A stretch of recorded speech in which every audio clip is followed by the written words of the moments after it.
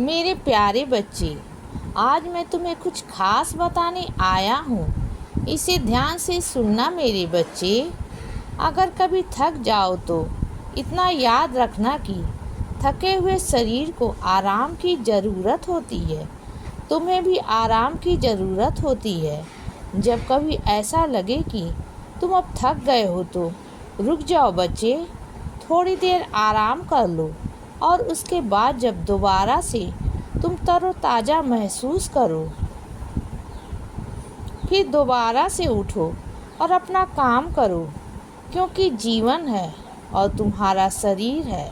हर शरीर को एक समय के बाद कुछ देर आराम की ज़रूरत होती है, क्योंकि शरीर को आराम चाहिए होता है। और इसीलिए तुमसे कहता हूँ बच्चे कि कभी अगर ऐसा लगे कि अब तुम्हारा शरीर थकान महसूस कर रहा है तो कुछ देर के लिए आराम करो और उसके बाद फिर दोबारा से अपने काम की शुरुआत करो बच्चे।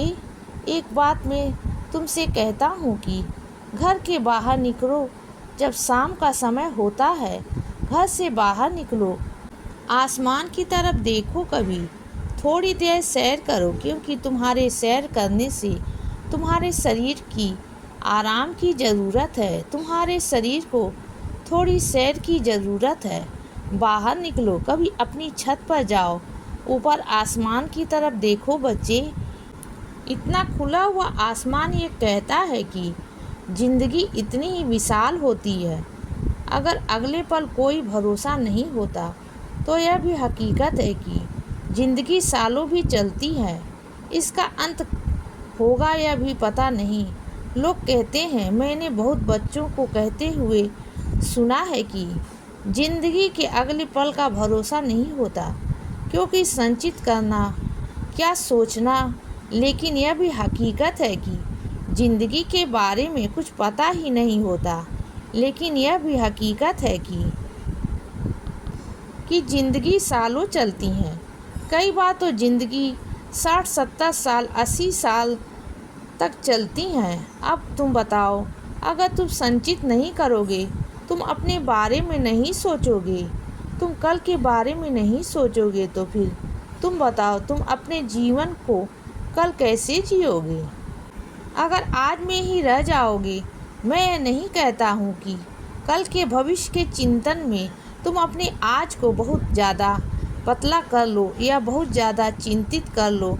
चिंता नहीं करनी है, लेकिन काम करना है। कल के लिए काम करना है, कल देखना नहीं है।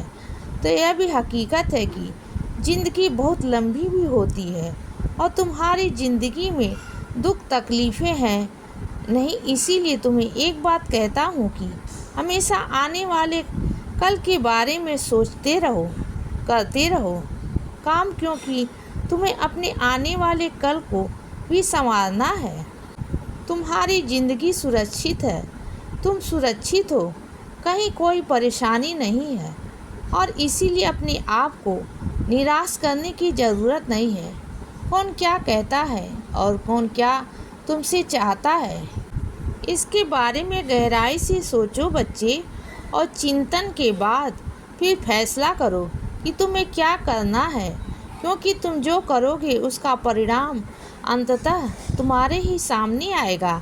अच्छा करोगे तो अच्छा परिणाम सामने आएगा, और अगर गलत करोगे तो उसका परिणाम भी गलत ही आएगा। इसीलिए बच्चे, आगे बढ़ते रहो और हमेशा खुश रहो और मुस्कुराते रहो।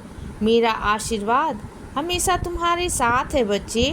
अब रात हो गई है मेरे बच्चे, अब सो जाओ। शुभ रात्रि।